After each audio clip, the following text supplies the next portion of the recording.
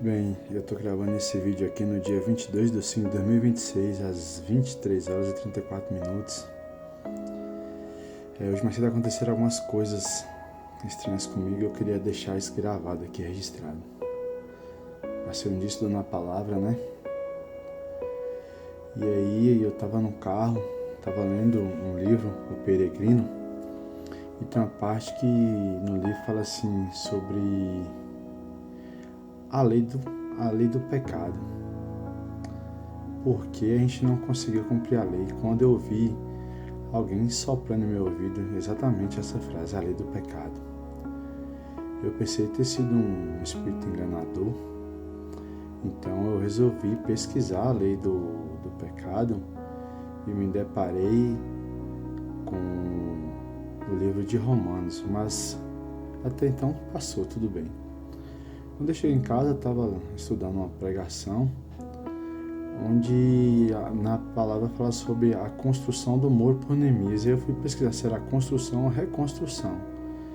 Então eu fui levado ao livro de Neemias e eu comecei a ler, começou a vir uma onda de informação em minha cabeça e é como se, tipo assim, se eu estivesse lendo o texto, mas é como se eu estivesse reescrevendo o texto. Então eu vou deixar gravado e vou falar isso aqui, tá? Eu anotei tudo aqui, então eu estou lendo no computador, então me perdoe se eu não conseguir tentar repassar, mas eu quero ser fiel a tudo que eu escrevi aqui. Primeiro me vieram esses pensamentos. E se o grande avivamento que estão profetizando sobre o Brasil começar nos presídios? E se o grande avivamento começar no evangelismo de rua, entre os mendigos e sem-tetos? E se o grande avivamento começar nos asilos, nos corredores dos hospitais, nos orfanatos? Depois desse pensamento, durante o estudo de uma pregação, me veio esse pensamento. Então aí foi uma parte que eu creio que considero, não sei se é uma revelação, mas eu vou ler. Novos Neemias serão levantados para a reconstrução dos muros e da ruína de Israel. Essas Israel citadas sobre a guerra de hoje, tá? E através desses Neemias, muitos se levantarão e consertarão as ruínas de Israel. Mas haverá aqueles que se levantarão em meio ao povo de Deus, e zombarão dessa obra, porque para eles as brechas são meios interessantes de exploração da ruína de Israel. E isso irá cansar os trabalhadores dessa grande obra. Metade desistirão, vencidos pelo medo e pelo desânimo. Mas aos que ficaram na obra, trabalharão aos rumos de guerra e sinais de guerra. Muitos irmãos das congregações virarão as costas para essa obra e negarão o básico aos irmãos. Laodiceia se levantará pelo espírito da legalidade contra essa obra. Mas Deus estará de olho tanto nos irmãos sob os muros quanto em Laodiceia, e cada ato será pesado na balança da justiça de Deus. Laodiceia enviará lobos em pele de cordeiro, tramando mal contra os Neemias dessa obra. Mas aqueles que abraçaram essa obra terão a seguinte mensagem para responder ao chamado dos lobos: estou envolvido numa grande obra, não posso ir. E os lobos tentarão mais vezes, acusando falsamente os trabalhadores da obra, tentando intimidá-los, inclusive com ameaças de morte. Mas o Deus forte estará ao lado dos trabalhadores, e a palavra liberada será de poder. E levará medo e temor aos corações dos lobos, e eles tremerão. Homens e mulheres de Deus serão levantados para guardar as portas dos muros reconstruídos. Pessoas comuns. Elas lerão o livro da lei para lembrar ao povo da palavra de Deus através do espírito do entendimento. E o povo chorará e lamentará, mas os sacerdotes do Senhor acalmará o povo e dirão: não chorem num dia como esse, pois esse dia foi consagrado ao Senhor. Os levitas acalmarão o povo. Hoje é um dia santo. Depois de jejuarem após um santo banquete, o povo se levantará e louvará ao Senhor, dizendo: louvado seja o teu santo nome glorioso. Exaltado seja acima de toda bênção e todo louvor. Somente tu és Senhor. Fizeste a terra, os mares e tudo o que há neles. Preserva todos os seres com vida, e o exército dos céus te presta adoração. Tu és o Senhor Deus, que acolheste Abrão, o trouxeste da terra dos caldeus e lhe deste um novo nome, Abraão. E depois todo o povo louvava a história de Êxodo do povo de Israel.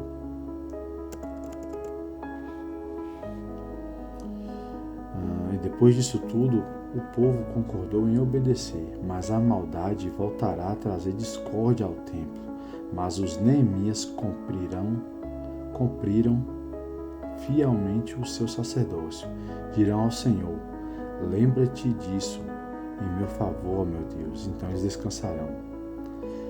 Fora dessa linha temporal, lendo o livro Peregrino, justamente como eu já tinha dito, e está escrito aqui, por isso que eu estou lendo, algo soprou em minha mente como se estivesse falando ao meu ouvido: a lei dos pecados. Fiquei na dúvida se teria sido o Santo Espírito de Deus ou algum espírito enganador, então fui pesquisar a frase e cheguei ao livro de Romanos 8, versículos 1 e 2. Agora, portanto, já não há nenhuma condenação para os que estão em Cristo Jesus. Pois em Cristo Jesus a lei do Espírito que da vida os libertou da lei do pecado que leva à morte. 3. A lei não era capaz de nos salvar por causa da nossa fraqueza, da nossa natureza humana. E que nos lembremos que a lei ela é perfeita porque Deus é perfeito. Contudo, foi necessário que Ele enviasse Seu Filho a apresentá-lo como sacrifício por nosso pecado. Me perdoa, Senhor. Com isso, declarou o fim do domínio do pecado sobre nós e que nós possamos nos lembrar, mas ainda que Deus ama o pecador, mas Ele odeia o pecado, porque o pecado não vem dele.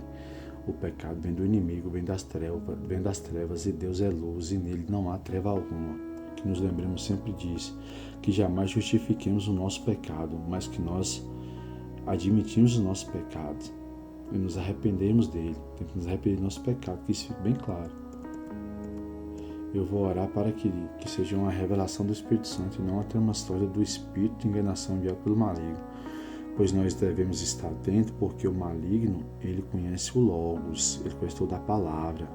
Ele tentou Jesus Cristo usando palavras bíblicas, mas ele não conhece o rema, ele não conhece a palavra de Deus que fala. Então que estejamos atentos. Esse vídeo está gravado nessa data. Eu vou orar para que não seja uma revelação do Espírito enganador usando apenas o Logos de Deus. Isso é uma revelação pelo Santo Espírito de Deus, liberada pelo rema. São tempos difíceis, irmãos, mas nesses tempos a obra do Espírito Santo jamais cessará. Então ele levantará novos Neemias que reconstruirão os muros das ruínas de Jerusalém. E esse avivamento com certeza vai começar pelos pequeninos, pelas pessoas simples e comuns.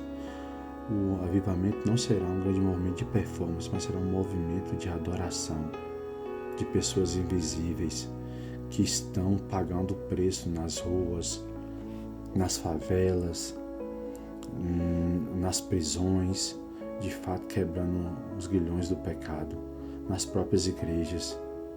Então que estejamos atentos ao mover do Espírito Santo. E outra, se não tiver exortação, a presença do Espírito Santo ao culto e a Cristo como centro de nossa adoração e louvor, colocando o homem no centro através da performance, usando versículos para distorcer a palavra de Deus, muito cuidado, que estejamos atentos e que nós possamos estar pedindo a Deus, através do seu Santo Espírito, muito discernimento espiritual. O vídeo está gravado, eu vou orar, muita coisa aconteceu hoje. Hoje eu tive muito direcionamento e muito dia de luta também, de labuta, e eu não sou perfeito. Me perdoe, meus irmãos, mas o vídeo está gravado aí para que vocês testifiquem, que cada um faça juízo das coisas que fazem e de quem realmente vocês estão buscando. Eu nada sou, dos pecadores eu sou pior, eu sou trapo de imundícia nos meus melhores dias. Para ser um crente eu preciso melhorar muito, de verdade. Eu preciso orar mais, ter mais santidade, jejuar mais, amar mais, perdoar mais. Matar meu ego todo santo dia, buscar uma vida de oração e santidade. Cuidar de minha família, ser o sacerdote que minha família necessita.